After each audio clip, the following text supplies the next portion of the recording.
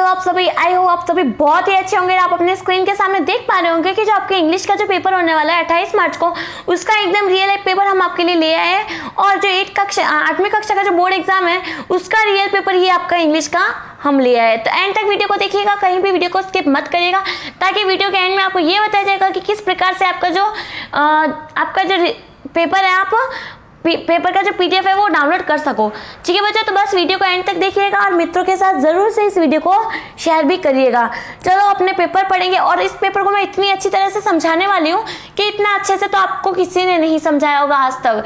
ठीक है, जो सर पढ़ाते हैं आपके इस यूट्यूब चैनल में उन्होंने भी इतना अच्छे से नहीं पढ़ाया होगा आपको ये सब्जेक्ट इंग्लिश का, जितना अच्छे से मैं पढ़ाने वाली हूँ। तो बस हमारे साथ बने रहिएगा, हर एक प्रश्न का उत्तर यहाँ पे इस वीडियो के अंदर ही आपको मिल जाएगा, चाहे वो छोटे क्वेश्चन आंसर्स का हो या बड़े क्वेश्चन आंसर्स का। चलो सबसे पहले part 1, the boy jumped into the river. इसका जवाब क्या आ जाएगा बच्चों? इनटू, यानी जो बॉयज है वो किस में जंप कर रहा है? पानी के अंदर। The lady whom you talked with is my aunt। मतलब जो औरत है जिससे आप बात कर रहे थे, जिससे आप बात कर रहे थे वो मेरी आंट है, यानी कि आंटी है। We all to respect our elders। हमें मतलब अपने एल्डर्स की जो है उनकी रिस्पेक्ट, यानी हमसे जो बड़े उनकी रिस्पेक्ट करनी चाहिए, सम्मान करना चाहिए। Which of the sound underline the different sound। इनमें से कौन सा वर्ड है जिनमें अलग साउंड आ रहा है बोलने से? सबसे पहले लाउड, अराउंड, अबाउट, थ्रू। तो थ्रू जो आपका यहाँ पे है उसका अलग साउंड आ रहा है। ठीक है बच्चों, फिर आ जाते हैं आगे। Which of the following is not related to school। इनमें से कौन सी चीज़ ऐसी है जो स्कूल के रिलेटेड नहीं है? क्लासरूम स्कूल में होता है, स्टूडेंट स्कूल में होते हैं, टीचर्स भी स्कूल में होते हैं, लेकिन वेटर जो है वो होते हैं होटल्स में, रेस्टोरेंट्स में। तो ये आ जाएगा अलग आपका। We will go to visit the Taj Mahal next week. Okay, तो मतलब नेक्स्ट वीक हम ताजमहल देखने जाने वाले हैं। ओके बच्चों, तो यहाँ पे लग जाएगा द। फिर the meaning of the word brilliant is. Brilliant का मीनिंग यहाँ पे क्या हो जाएगा? ब्रिलियंट यानी बहुत इंटेलिजेंट। ओके बच्चों, आ जाते हैं हम पार्ट 2 में, यानी कि 8 नंबर के क्वेश्चन में। यहाँ पे आपको दिया है फिल इन द ब्लैंक्स, ऊपर दिए गए ऑप्शंस, और यहाँ पे पूरा पैराग्राफ पढ़ने के बाद ऑप्शन में से आपको आंसर्स चूज करने हैं। और मैन गॉट ऑन, देखिए बच्चों यहाँ पे आ जाएगा man got on train and sit down. Okay, एक जो मैन था उन्होंने एक ट्रेन पकड़ी और उसमें बैठ गया। The compartment was empty except for one lady. Okay, जो कंपाउंड था वो खाली था पूरा एक औरत के लिए। जो कंपार्टमेंट जो था वो खाली था सिर्फ एक औरत के लिए। She took her gloves। Okay, she took her gloves off. A few hours later, the police arrested the man. They held him for 24 and then free him। Okay, मतलब उस औरत ने कुछ ग्लोव्स लिए पहने, फिर क्या हुआ, कुछ आवर के बाद पुलिस ने उसको अरेस्ट कर लिया। ठीक है, और फिर कुछ टाइम बाद उनको छोड़ दिया, 24 घंटे के बाद उसको छोड़ दिया। तो सबसे पहले ये 8 नंबर में यहाँ पे सबके पहले आपका आ जाएगा ट्रेन, फर्स्ट नंबर पे, सेकंड में आपका आ जाएगा कंपार्टमेंट, थर्ड में आपका आ जाएगा ग्लव्स, और फोर्थ में आपका आ जाएगा पुलिस। ओके बच्चों, अब आ जाते हैं अगले प्रश्न की ओर। जैसे यहाँ पे एक वचन बहुवचन दिया है कि सिमिलर प्लूरल यहाँ पे दिया है, तो आपका वुमेन का क्या हो जाएगा? वुमेन। तो W दिया है यहाँ पे, उसके बदले ये स्पेलिंग आ जाए WOMEN, ए के बदले ई लग जाएगा। फिर टूथ का यहाँ पे टीथ हो जाएगा। क्या आ जाएगा बच्चों? टीथ। ठीक है, आ जाते हैं अब यहाँ पे क्या करना है, मिसिंग लेटर्स जो यहाँ पे दिए हैं वो आपको यहाँ पे बताना है। तो यहाँ पे मिसिंग लेटर है पीस, यानी PIECE, पीस। ओके, यानी कि टुकड़ा। और यहाँ पे दिया है एटमॉस्फेयर, एक सेकेंड। ओके, हाँ, यहाँ पे ATMOSPHER, एटमॉस्फियर। फिर next question, we eat dash we may live. Okay, हम खाना खाते हैं इसलिए हम जिंदा रहते हैं। So that we eat so that we may live. Okay, इसमें आ जाएगा सो दैट। फिर नेक्स्ट क्वेश्चन, यहाँ पे आपको दिया गया है पूरा मतलब अनमीनिंगफुल, यानी कि अरेंज करके नहीं दिया, ऐसे ही दे दिया आपको वर्ड्स, उसको हमें अरेंज करके एक मीनिंगफुल सेंटेंस बनाना है। तो यहाँ पे हम एक मीनिंगफुल सेंटेंस बनाएंगे, my brother want to be an astronaut. ठीक है, माई फर्स्ट में ये आएगा brother want to be an astronaut. ठीक है बच्चों, ये आ जाएगा फर्स्ट। फिर सेकंड में आपका यहाँ पे आएगा, सेकेंड में क्या आ जाएगा, the old lady was sitting in a wheel chair. The old lady was sitting in a wheel chair. Okay बच्चों, अब आ जाते हैं हम फिर ब्लैंक्स में। यहाँ पे ऑप्शन ये आपको ऑप्शन में से चूज करने हैं। Always remember the person who has been nice to you. मतलब जो आपको उस इंसान को हमेशा याद रखना चाहिए जो आपके साथ हमेशा अच्छे से रहता है। Don't touch my staff without my permission. Okay, मेरे स्टाफ को मेरी परमिशन के बिना टच मत करो, तो यहाँ पे आ जाएगा टच। अब आ जाते हैं पार्ट थ्री में आपको दिया है पैसेज को पढ़ने के बाद आपको यहाँ पे जो क्वेश्चन आंसर दिए हैं उनके जवाब देने हैं। Doubtless it was Bipin's conditions which made Chunilal leave without mention anything about a job. Priyesh Chanda was a young physician with a pair of bright eyes and a sharp nose.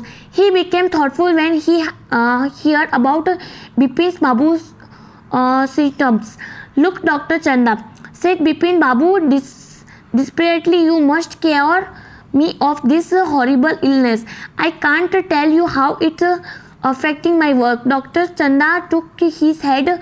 You know that what my Mr. Chaudhary, he said, I will never have to deal with a case such as yours. Frankly, this is quite outside my field of experience, but I have one suggestion. I don't know if I will work, but it's worth a try.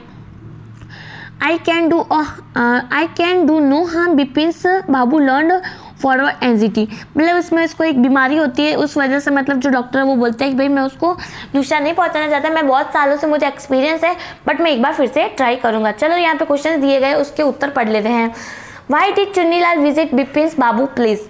तो मतलब जो चुन्नीलाल है उसने बिपिन बाबू की जो जगह है वो क्यों देखी, तो इसके प्रश्न का उत्तर यहाँ पे, Chunnilal visit Bipin place to take his help in finding a suitable job for him. मतलब इसलिए ताकि उसकी जो जॉब है वो देखने के लिए उसने मतलब वो जगह मतलब जो बिपिन की जो जगह थी उसने विजिट की। नेक्स्ट प्रश्न, वाई वॉज डॉक्टर चंदा प्लस्ड। क्यों मतलब डॉक्टर चंदा प्लस थे। डॉक्टर प्रेस चंदा was a young physician, he had never dealt with such case of memory loss, so he was puzzle. मतलब उसने कभी ऐसे जिसकी मेमोरी चली गई उस केस पे कभी काम नहीं मतलब डील्ट नहीं किया, इस वजह से वो प्लस में थे। फिर पजल यानी कि उलझे हुए थे। फिर नेक्स्ट क्वेश्चन कहाँ गया आपका, okay, you must cure me of this horrible illness, I can't tell you how it's affecting my work, who said this. ऐसा किसने कहा था, तो ऐसा कहा था बिपिन बाबू वॉज ना, बिपिन बाबू सेड दिस दोज वर्ड, मतलब जो बिपिन बाबू थे उन्होंने ये वर्ड बोला था। आ जाते 18 नंबर के, why was Bipin Babu desperate. तो जो बिपिन बाबू थे वो डिस्परेट क्यों थे। Bipin Babu was desperate to get cure of his horrible illness of forgetfulness. फिर second question, describe the appearance of Paresh Chanda. Paresh Chanda was a young physician with a pair of bright eyes and a sharp nose. मतलब जो बिपिन परेश चंदा जो थे वो young physician थे और वो उनके मतलब ब्राइट आइज थी, दोनों ब्राइट आइज थी और उनका शार्प नोज था, यानी कि तीखा तीखा उनका नाक था। फिर क्वेश्चन नंबर 19, यहाँ पे आपको क्या दिया गया है, ओके हमने यहाँ पे मीनिंग वर्ड इनके ऑपोजिट मीनिंग बताने हैं, यानी ऑपोजिट वर्ड बताने हैं। यहाँ पे डल का क्या हो जाएगा, ड्यूल का हो जाएगा ब्राइट, ओल्ड का यहाँ पे हो जाएगा यंग। स्पेलिंग यहाँ पे मैं लिख देती हूँ, डल का यहाँ पे आ जाएगा BRIGHT ब्राइट। फिर सेकंड में ओल्ड का आ जाएगा young, YOUNG। UNG young. Okay बच्चों, आ जाते हैं 90 नंबर के क्वेश्चन में। यहाँ पे आपको फिर से दिया गया पैराग्राफ आपको रीड कर लेना है। क्वेश्चन आंसर यहाँ पे मैं बता देती हूँ। How does a climber move up the mountain slowly or rapidly? तो इसका आंसर बता देती हूँ मैं आपको। A climber moves up mountain very slowly. इसका जवाब बच्चों कैसे आ जाएगा? A climber moves up to very slowly. तो ये रहा, देखो बच्चों इसका जवाब। किधर गया? मतलब वो जो धीमे धीमे चल रहा था उसमें दिया नहीं है शायद, बट इसका जवाब आ जाएगा वो बात धीमे धीमे चल रहा था। What kind of records have नहीं, how much force does a climber apply at each step? मतलब जो क्लाइंबर था उन्होंने each मतलब अपने कदमों पे कितना फोर्स लगाया। A climber applies full force at each step, मतलब उसने अपना पूरा जितनी भी ताकत थी उस पर उसने लगा दी। फिर What kind of records have been left by the famous climber? मतलब किस टाइप का रिकॉर्ड मतलब फेमस क्लाइंबर ने छोड़ा था? तो इसका जवाब आ जाए famous climber have left the record of the help given by others. उसने ये बोला था पहले दूसरों की मदद से वो ऊपर चढ़ा था। ठीक है, फिर आ जाते हैं अगले प्रश्न की ओर। यहाँ पे आपको दिया question answers fill in the blanks. Okay, an act of going up climb, क्या हो जाएगा? क्लाइंब आ जाएगा यहाँ पे, CLIMB climb. Words use for expressing anger, उसको बोलेंगे क्योर्स। क्या बोलेंगे? CURSE curse. फिर highest peak of mountain summit, क्या बोलेंगे? Summit, MMIT summit. Next question, serious और सोम्बर, उसको बोलेंगे ग्रीम, GREM ग्रीम। ओके बच्चों, ये हो चुका है। अब हम आते हैं What become difficult during the climb, मतलब क्या मुश्किल था क्लाइंब के दौर पर? तो यहाँ पे मैं आपको बता देती हूँ, एक सेकेंड वेट करिएगा आप।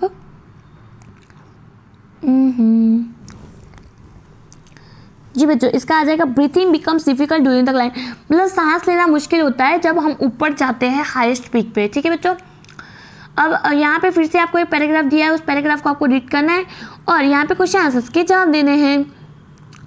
तो बच्चों यहाँ पे हम पैराग्राफ पढ़ लेते हैं। The great advantage of earlier rising is the good start it give us the our day's work. The early riser had done a large amount of head work before other man have got out of bed.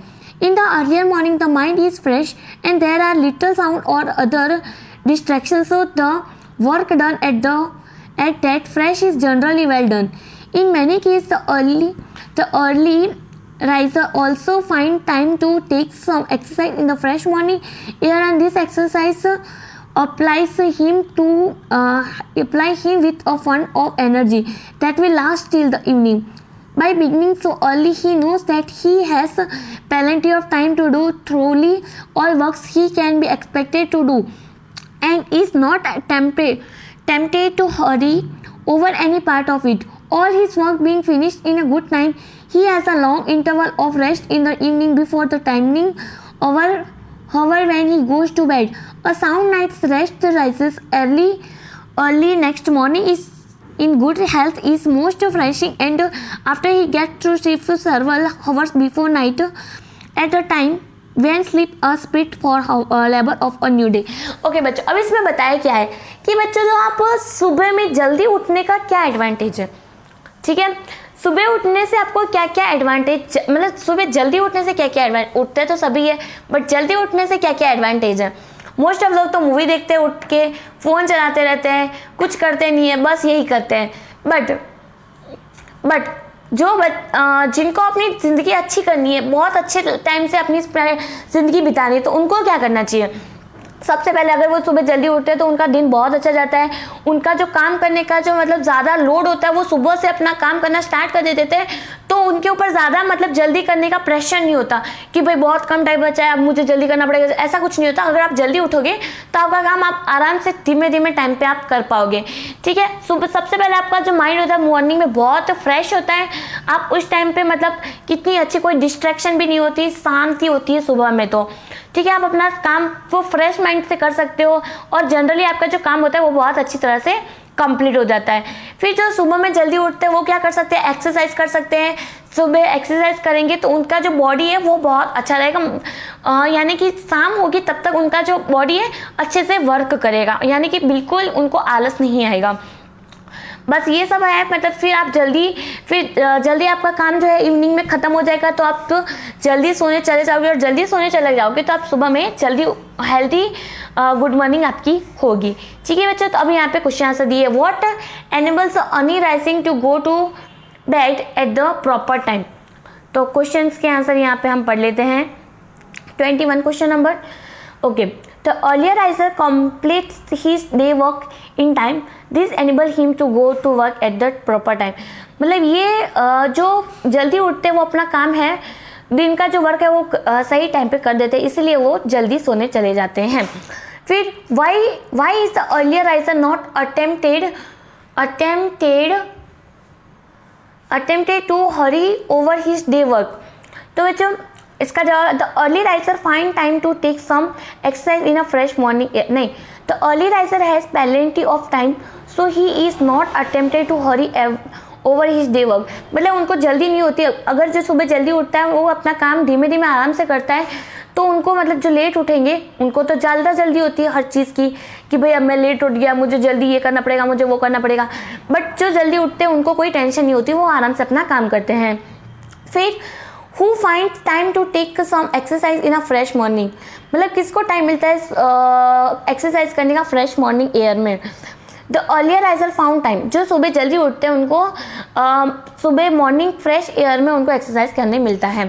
ठीक है बच्चों, आ जाते हैं हम 23 number के प्रश्न में। Sorry, हमने पैसेज का यहाँ पे हमें वो बताना है। Find out the word from the passage which is similar to break. Break का सिमिलर यहाँ पे हमें बताना है, तो यहाँ पे इसका आंसर आ जाएगा, यहाँ पे इसका आंसर क्या होगा। ओके, ब्रेक का यहाँ पे आ जाएगा इंटरवल। क्या आ जाएगा बच्चों? इंटरवल। ठीक है, फिर रीअरेंज, यहाँ पे जो वर्ड है उनको करेक्ट करके रीअरेंज करना है। तो some pigeons were caught in the net. Okay, तो इसका जवाब यहाँ पे आपका आ जाएगा बच्चों 13 नंबर के। Once a hunter spread or net in a forest. मतलब एक बार जंगल में कोई, okay, some pigeons were caught in a net, इसका जवाब यहाँ पे ये आ जाएगा। ठीक है, they decide to fly with the net, तो इसका आंसर आ जाएगा दे डिसाइडेड। क्या आ जाएगा? Decided, E D, decided to fly with the net. Okay, फिर next question, once a hunter spread a net in a forest. तो इसका आंसर बच्चों आपका यहाँ पे आ जाएगा,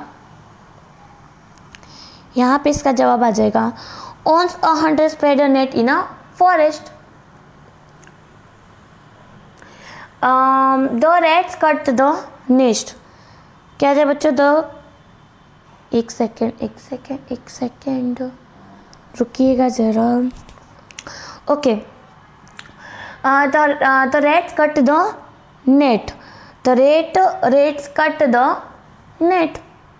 फिर मतलब आपको यहाँ पे रीअरेंज करना है। सबसे पहले कौन सी लाइन आएगी? सबसे पहले आपकी ये लाइन आएगी, मतलब ये स्टोरी की तरह है। सबसे पहले ये आएगी लाइन, फिर सेकंड नंबर में आपकी सम पिजन वाली आएगी, थर्ड नंबर में आपकी आ जाएगी दे डिसाइडेड टू फ्लाई, ये थर्ड नंबर में आ जाएगी।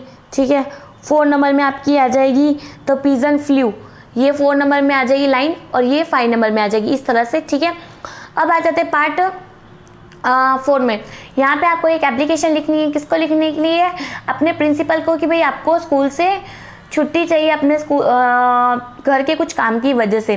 ठीक है, तो आपको यहाँ पे लेटर लिखना है। तो सबसे पहले आपको प्रिंसिपल को लेटर लिखना है, अपने स्कूल का नाम लिखना है, जो डेट है वो लिखनी है आपकी, फिर लिखना है डियर सर, फिर आपको यहाँ से लिखना स्टार्ट करना है। ठीक है, यहाँ से अपना लिखना स्टार्ट करना है आपको। With due respect, I am a Rahul, student of standard 8। I want to say that I have got some urgent work at my home, so I want be able to mark my presence day. Okay, तो मतलब मैं आज के दिन नहीं आ पाऊँगा school, इसकी वजह मुझे घर पे कुछ अर्जेंट काम है, तो therefore I request to you grant me leave, I will be highly obligated. मतलब मुझे परमिशन दो ताकि मैं छुट्टी रख सकूँ। ठीक है बच्चों, तो फिर लिखना है thank you your obedient Rahul, obediently Rahul class 8, जो आपकी डेट है वो आप लिखना है यहाँ पे। फिर यहाँ पे आपको लेटर भी लिख सकते हैं अगर वो आपको नहीं आता है। आपको अपने फ्रेंड को कॉन्ग्रेचुलेट करके उनकी सक्सेस को कॉन्ग्रेचुलेट करते हुए आपको लेटर लिखना है। तो आपको लिखना है सबसे पहले उनका एड्रेस लिखना है, फिर डेट लिखनी है, फिर क्या लिखना है माय डियर मोनिका, जैसे फ्रेंड का नाम है Monika, Monika please accept my heartiest congratulation on your brilliant success in high school examination, यानी कि आप स्कूल में फर्स्ट आए हो उसके लिए। My joy knows no bounds when I hear that you have top in your exam, मतलब मैं बहुत खुश हुआ कि मैंने ये सुना था कि भाई आप अपनी क्लास में टॉप किया है। You have scored 98%, this is the result of your hard work and sincerely, मैंने सुना कि आपने 98% मिले आपको और ये आपके मेहनत और सिंसियरली का नतीजा है। My parents are also happy to know about your success, kindly convey my respect to your parents and love to your youngest, मतलब मेरे पेरेंट्स भी ये सुन के बहुत खुश हैं और मेरे मम्मी पापा का जो आशीर्वाद आपके साथ है और अपने भाई बहन को भी यहाँ से प्यार दिया गया है। Your friend Ravi.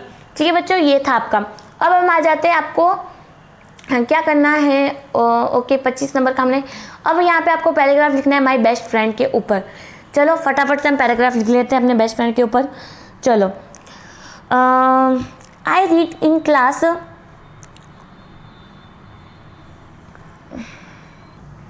जी बच्चों, तो यहाँ पे फिर से आप लिखना स्टार्ट करिए। I read in class 8th, I have many friends, Ramesh is my best friend, he lives near my house, he reads in my class, he is of my age, we go to school together, his father is a doctor, his mother is a teacher, he puts on a simple dress, he helped me in my work, he is an honest person, he is very hardworking and punctual in his work, punctual की spelling Punctual, punctual in his work, he is obedient, obedient की spelling Obedient, obedient, he always obey his elders, obey यानी respect करता है वो अपने elders की। he respect his teachers and parents, वो अपने पेरेंट्स और टीचर्स की सम्मान करता है। he never gets angry, वो मतलब जल्दी गुस्सा नहीं होता। he does not waste his time, वो अपना टाइम वेस्ट नहीं करता। he is the monitor of the class, वो क्लास का मॉनिटर है। he is a good speaker, वो मतलब अच्छा बोलता है। he is a good player, वो अच्छा खेलता है, अच्छा प्लेयर है। All the teachers like him, I am a proud of him, सारे टीचर्स को बहुत पसंद करते हैं और मुझे उस पर गर्व है। ये है बच्चों आपके बेस्ट फ्रेंड के ऊपर एक सेंटेंस, पूरा पैराग्राफ। ठीक है बच्चों, अब हम बात करते हैं एक, अगर आपको वो नहीं करना तो आप एक स्टोरी भी लिख सकते हैं। ठीक है, चलो यहाँ पे इंग्लिश में हम स्टोरी लिख देते हैं। ओके चलो स्टार्ट करिए मेरे साथ लिखना। It was summer, it was very hot, a cow was thirsty, he flu, a crow was thirsty, he flu, मतलब जो कौवे की कहानी होती है वो हमें इंग्लिश में लिखनी है। He flew here and there in a search of water, मतलब एक समर का टाइम होता है, वो बहुत ही गर्मी होती है तब, तो एक क्रो होता है वो बहुत प्यासा होता है, वो मतलब हवा में उड़ता है और यहाँ वहाँ पानी ढूंढता है। But he did not find water anywhere, मतलब उसको कहीं पे भी पानी नहीं मिलता है। ही रिचर्ड अ गार्डन, मतलब वो एक गार्डन में पहुँचता है। ही रीच अ गार्डन, वो एक गार्डन में पहुँचता है। The crow show a picture of water, वो एक मटका देखता है पानी का। There was a little water at a bottom of a picture, मतलब वहाँ पे कुछ पानी होता है बट नीचे होता है, मतलब पोट में पानी होता है बट नीचे होता है। He beak could not reach it, मतलब उसकी जो चोंच है वहाँ पे नहीं पहुँच पाती है। He saw some pebbles near the pitcher, मतलब उसने वो कुछ पत्थर देखता है, मतलब वो मटके के पास। Once he pick the pebbles one by one and put them into the pitchers, मतलब वो पीबल्स को देखता है यानी पत्थरों को देखता है और उठाता है, उनको एक के साथ एक को अंदर डालता है, फिर जो मटके के अंदर डालता है। तो वाटर रोज अप, जो पानी है वो ऊपर आता है। He drink the water and flew away happily, मतलब वो पानी ऊपर आता है, फिर वो पानी पी लेता है और वो बहुत खुश हो जाता है और वो हवा में उड़ जाता है। अब हमें इस स्टोरी से क्या सीख मिलती है, मोरल क्या है? Where there is a will there is a way, where there is a will there is a way. जी बच्चे, तो इसकी सीख हमें ये मिलती है कि जहाँ चाह होगी वहाँ राह ज़रूर मिलेगी। यानी आपको किसी चीज़ की चाह है तो आपको राह भी ज़रूर मिलेगी। देयर क्या था, मैंने सॉरी एक बार अभी बताया, वेट अ सेकेंड, फिर से बता देती हूँ। Where there is will there is a way. यहाँ पे मैं लिख देती हूँ where, WHERE, where there is a will there is a way, THERE, there is a WAY way. Okay बच्चों, तो ये था हमारी कहानी का मोरल। तो बच्चों पूरा मैंने एंड तक पूरी स्टोरी सब कुछ बता दिया आपको। अब आपको क्या करना है कि किस प्रकार से आप पेपर की PDF और आंसर्स की डाउनलोड कर पाओगे। सबसे पहले बच्चों आपको जाना है गूगल पर, सर्च करना study village, STUDYVILLAGE, study village आपको सर्च करना है। संपूर्ण पेपर की PDF आपको डाउनलोड कर लेनी है। ठीक है बच्चों, अगर कोई क्वारी हो तो मुझे कमेंट सेक्शन में बता दीजिए, मैं आपको ज़रूर हेल्प करूँगी। और इस वीडियो को ज़्यादा से ज़्यादा अपने मित्रों के साथ शेयर करिए, चैनल को ज़रूर से सब्सक्राइब करिए ताकि आने वाली हर छोटी से बड़ी नोटिफिकेशन आपके पास जल्द से पहुँच जाए। तो बाय बाय, मिलते हैं नेक्स्ट वीडियो में।